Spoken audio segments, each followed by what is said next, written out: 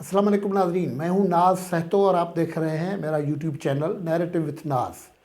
नाज़रीन, वज़ीर-ए-आज़म इमरान खान आजकल ऐसी कैफियत में पहुंच गए हैं कि वो अब पाकिस्तान के आइन से भी इस किस्म की अमेंडमेंट के ज़रिए खेल करना चाहते हैं, जो अमेंडमेंट पाकिस्तान के मुस्तकबिल के लिए बहुत सारे मसाइल पैदा कर सकती है। और ये ज़िद इमरान खान का उस वजह से भी हो रहा है कि वो चंद मखसूस लोगों को हर हाल में पाकिस्तान की पार्लियामेंट का हिस्सा बनाना चाहते हैं, हुकूमत में लाना चाहते हैं। अगर मुरवजा तरीके से इलेक्शन होते हैं तो खान साहब को बहुत कम उम्मीद है कि वो लोग असेंबली पार्लियामेंट में आ सकें, सेनेट में आ सकें। इसलिए उन्होंने कॉन्स्टिट्यूशन को अमेंड करने का फ़ैसला किया है। इससे पहले भी जब ज़ाती मफादात के लिए कम अज़ कम 2 मरतबा कॉन्स्टिट्यूशन अमेंड हुआ है तो उसके नताइज बहुत ख़तरनाक हुए हैं। आज गुफ्तगू उस हवाले से करेंगे। गुफ्तगू को आगे बढ़ाएं उससे पहले आप मेरा यूट्यूब चैनल सब्सक्राइब करें, वीलॉग देखें, पसंद आए तो लाइक करें, शेयर करें, कमेंट करें। कमेंट आप ज़रूर करें क्योंकि ये आपके कमेंट्स इस डिबेट और डिस्कोर्स को आगे बढ़ाएंगे। नाज़रीन, इमरान खान साहब की हुकूमत जो है वो आपको पता है अमूमन अनइलेक्टेड ऐसे लोगों की मार्फत चल रही है जो असेंबली में मौजूद नहीं है, जो पाकिस्तान के अवाम के सामने जवाबदेह नहीं है। वो सारे लोग इधर उधर से आए हुए हैं जिनको खलाई मखलूक कहा जा रहा है, बाहर से आए हुए हैं और उस पर ख़ुद उनकी पार्टी के अंदर भी शदीद एतराज़ है। अब इमरान खान साहब उन लोगों को जब पार्लियामेंट का हिस्सा बना रहे थे या कैबिनेट का हिस्सा बना रहे थे तो सुप्रीम कोर्ट ने पिछले दिनों एक हुक्म जारी किया जिसमें ये स्पेशल असिस्टेंट और मुआविनीन जो थे उनके मिनिस्ट्रियल स्टेटस को ख़त्म किया गया था। उसके बाद इमरान खान लगातार एक मुश्किलात में हैं और अनईज़ी फील कर रहे थे। इसलिए अब उन्होंने रास्ता ये चुना कि आइन को तरमीम कर देते हैं। सेनेट के इंतखाबात ऐसा मौका है जिनमें वो अपने दोस्तों को लाना चाहते हैं, लेकिन उनकी मुखालफत पार्टी के अंदर से मौजूद है।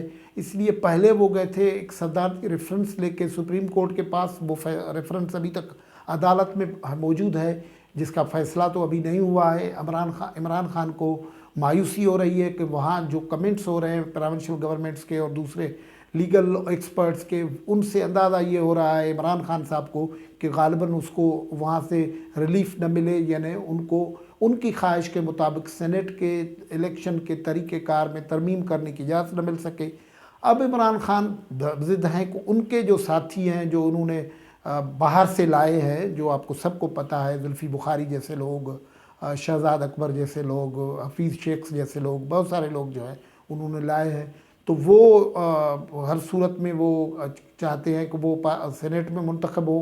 पार्टी के अंदर से भी मुखालफत है। तो अब वो कहते हैं इमरान खान साहब कि ट्रांसपेरेंसी का आड़ लिया जाए कि ये हार्स ट्रेडिंग का रास्ता रोकने के लिए तरीका ये है कि सेनेट के इलेक्शन ओपन वोट के ज़रिए होने चाहिए। ज़ाहिर है हार्स ट्रेडिंग की कोई पाकिस्तान में ज़ी शऊर आदमी हिमायत नहीं कर सकता, वोट की फ़रोख्त और ख़रीदो फ़रोख्त की हिमायत नहीं कर सकता। लेकिन कॉन्टेक्स्ट बड़ा आम है क्योंकि लोग ये इस कॉन्टेक्स्ट में इतनी इमरजेंसी में इमरान खान साहब क्यों ज़ोर दे रहे हैं। सबको पता है कि वो ऐसे लोगों को जो पाकिस्तान में से ज़्यादा दूसरी किसी जगहों पे वफ़ादार हैं क्योंकि उन्हें वहाँ के मुल्कों के दोहरी शहरियत और दूसरे मामलात में हलफ उठाया हुआ है, उनको सेनेट का हिस्सा बनाना चाहते हैं।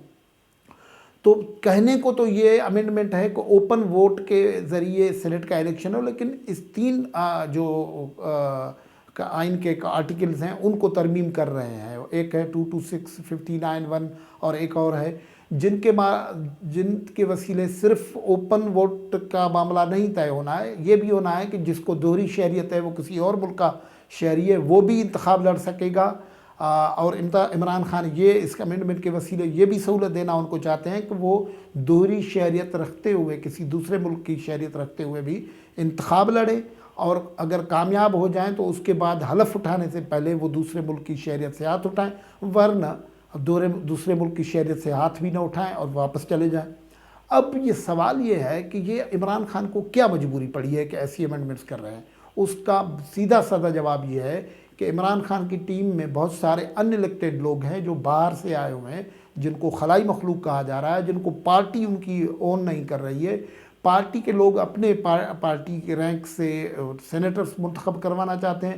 عمران خان بضد ہیں کہ ان کے قریبی دوست جو ہیں شہزاد اکبر جیسے لوگ، زلفی بخاری جیسے لوگ، نعیم بابر جیسے لوگ، ایسے قسم کے لوگوں کی بڑی لسٹ ہے، ان کو سینیٹر بنوانا چاہتے ہیں۔ پارٹی میں مخالفت ہے، اب وہ اس وجہ سے چاہتے ہیں کہ اوپن ووٹ ہو، ظاہر حکومت میں ہے تو وہ لوگوں کے لیے مشکل ہو جائے گا کہ اس کے خلاف ووٹ کرے، اس طریقے سے یہ کرنا چاہتے ہیں۔ لیکن اس میں خطرناک بات یہ ہے کہ اگر وہ جو دوسری شہریت والی، یعنی کسی اور ملک کی اگر وہ شہریت رکھتا ہے بندہ اور پاکستان کی بھی شہریت رکھتا ہے تو یہاں بھی الیکشن لڑے گا، اور الیکشن لڑنے کے لیے اس کو دوسری شہریت چھوڑنے کی ضرورت نہیں ہے، انتخاب لڑ جائے، کامیاب ہو جائے اور تو حلف اٹھانے والے وقت وہ دوسری شہریت چھوڑ دے۔ تو اس کا جو سب سے بڑا سوال ہے، جو بڑا سیریس ساری دنیا میں سوال ہے، کہ وہ شہری جو دوسرے ملک کسی کا شہری ہوگا، اس نے حلف اٹھایا ہوا ہے کہ وہ کسی دوسرے ملک کا ہوگا، پاک شہری ہوگا، وفادار ہوگا، اس کے ساتھ وفادار رہے گا۔ کئی مواقع پر دوسرے ممالک کے مفادات ہمارے ملک کے مفاد سے ٹکراؤ میں آتے ہیں، جیسے 9/11 کے معاملات پہ اب خود عمران خان صاحب کہتے پھر رہے ہیں نا کہ وہ جو جنگ تھی ہماری نہیں تھی، امریکن شہریت رکھنے والے اگر پاکستان کے سینٹ میں آ جائیں گے تو وہ کس سے وفاداری کریں گے؟ یہ بہت بڑا سوال ہے۔ اس لیے ہی پاکستان کے آئین کے جو فاؤنڈرز تھے، جو فاؤنڈنگ فادرز تھے، انہوں نے یہ شک آئین میں رکھی تھی کہ پاکستان کے ساتھ جس کی وفاداری ہوگی، دوسری شہریت والا الیکشن نہیں لڑ سکے گا، ڈسکوالیفائی کیا ہوا تھا۔ اب یہ بھی ہے کہ اگر یہ اس طریقے سے دروازے کھولے جائیں گے تو پتہ نہیں کون کون آ سکتے ہیں۔ اب دیکھیں پاکستان کی پالیٹکس میں اب تو پتہ ہمیں لگ رہا ہے نا کہ فارن فنڈنگ بھی ہو رہی ہے۔ اب ایک دوسرے کو پالیٹیشنز کر رہے ہیں کہ آپ کی فنڈنگ اس نے کی، آپ نے فنڈنگ پیش کی۔ جو باہر سے لوگ فنڈنگ کریں گے، انویسٹمنٹ کریں گے پولیٹیکل پارٹیز میں، اور پھر وہ خود بھی منتخب ہو کے آ جائیں گے۔ اس سے پہلے بھی جب معین قریشی جیسے لوگ پاکستان میں آئے تو انہوں نے کس سے وفاداری کی؟ اپنے انہی ممالک سے وفاداری کی۔ اب یہ تجربہ معین قریشی کے زمانے میں کیا تھا۔ معین قریشی کو جب وزیر اعظم بنایا تو اس کا شناختی کارڈ بنا ہوا نہیں تھا، شوکت عزیز کا پاکستان کا شناختی کارڈ نہیں تھا، لیکن ان لوگوں نے پاکستان کے ساتھ کیا اشر کیا۔ پھر یہ صرف یہ بات نہیں ہے، کانسٹیٹیوشنل کو کسی 1 2 4 بندے کے مفاد کے لیے ترمیم کرنے کی روایت جو ہے اس سے پہلے بھی ہوئی ہے، اور وہ بہت ڈیزاسٹرس ہوئی ہے۔ 73 کے آئین کے بعد اس میں جو 7ویں ترمیم لایا تھا وہ ضیاء الحق کے لیے لائی گئی تھی۔ اس میں ضیاء الحق نے جو صاحب سے یہ گارنٹیز مانگی تھی کہ میں نے جو اقدامات اٹھائے ہوئے ہیں، مارشل لا ایڈمنسٹریٹر نے جو اقدامات اٹھائے ہوئے ہیں ان کو پہلے انڈیمنٹی دے، تحفظ دے، وہ ہوئی، اور اس کے بعد جو مارشل لا انہوں نے اٹھایا تھا، بارگین کیا تھا۔ پھر 70ویں ترمیم پہ MMA کے تعاون سے جنرل مشرف نے بھی یہی بینیفٹ مانگا تھا کہ پریزیڈنٹ جو ہے وردی میں رہ سکتا ہے۔ یہ اس وقت کی MMA آئی تھی، اس کے جو مقابلے میں اس کے کیا کہتے ہیں ڈیل کے طور پر MMA مولانا فضل الرحمان کی اپوزیشن، پارلیمنٹ میں اتنے ووٹ نہیں تھے، باوجود اس کے اس کو اپوزیشن کی لیڈرشپ ملی تھی۔ اس کو MMA کی KPK میں حکومت ملی، اس وقت فرنٹیئر پروونس تھا، صوبہ سرحد تھا، وہاں حکومت ملی، بلوچستان میں حکومت ملی۔ تو یہ اس مرتبہ بھی اس قسم کی صورتحال کرنے جا رہی ہے۔ ضیاء الحق نے خود اپنے مفاد کے لیے آئین میں ترمیم کروائی تھی، مشرف نے کروائی تھی۔ اب یہ عمران خان صاحب ایک نئی روایت ڈال رہے ہیں کہ اپنے دوستوں کے لیے پاکستان کے کانسٹیٹیوشن میں امینڈمنٹ کروا رہے ہیں۔ یہ درست ہے، کانٹیکسٹ درست ہونا چاہیے کہ یہ جو سینٹ کے الیکشن ہے ان میں خرید و فروخت اور پیسے کا جو استعمال ہے وہ بند ہونا چاہیے، پاکستان کا ہر آدمی چاہتا ہے۔ لیکن بابر اعوان اور یہ لوگ دیکھیں کہاں کہاں وہ خدمت کرتے رہتے ہیں، وہ جگلری الفاظ کی کرتے ہیں، لیکن پاکستان کے لوگوں کو اس تاریخ کا پورا پتہ ہے کہ اس کے پیچھے کیا کھلواڑ آئین سے کرنے جا رہے ہیں۔